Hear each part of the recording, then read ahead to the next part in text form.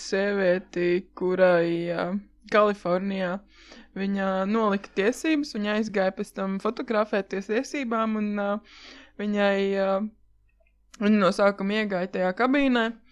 Tur laikam pats sevi fotografēja, vai es nezinu, kā tur tas notiek, bet viņai pirmā bilde sanāca tā, ka viņa aizmirst masku novilkt.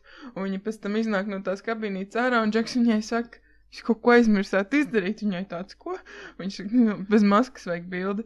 Un viņa ieiet otrais nofotografējās. Viņai pasaka, ka viss ok, viņa aizbrauc mājās, viņai pat tā mēneša vai cik atnāk tās tiesības un atnāk tā bilde ar to masku. Epika. Viņa galvenais tādu pači, ko to bildi pasmējās, aizsūt visiem draugiem, visiem baigi rēcīgi.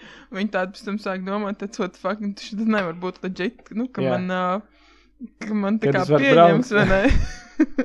Bet nē, beigās viņa noskaidroja, un viņai, protams, ka jāmaina tā bilde un viss. Bet viņa teica, ka viņa divas reizes, laikam, noturēja policija, un viņa rādīja to bildi, un viņa ķipa pieņēma, un tad viņa teica, ka viņa gāja uz kaut kādiem bāriem vai kur tur, un viņa tā kā rāda tam vienam apsargam, viņa parāda, un viņš pilnīgi neko viņai nepasaka, viņa tā kā viņam pēc tam prasa, un kāpēc tu man neko neteici, viņš tād, es nezinu, man bija kauns prasīt, un viņa tāds, notvāk. Ja domājies, cik tālu ir aizdzīvojušies cilvēki, ka viņi, vai tas cilvēks, kas tajā CSDD štancēja tās tiesības, viņš tā, jā, tiesības normāls, cilvēki ir tik ļoti pieraduši pie sejas maskām, ka viņi vairs nepamana, ka tas ir kaut kas... Paķēni.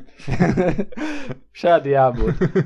Šis laik aizdomāties par to 21 dienas prikolu, kad, ja tu kaut ko dari 21 dienu, tad tas kļūst par ieradumu. Ir tā teorija? Ir. Jā, un tas ir tā kā...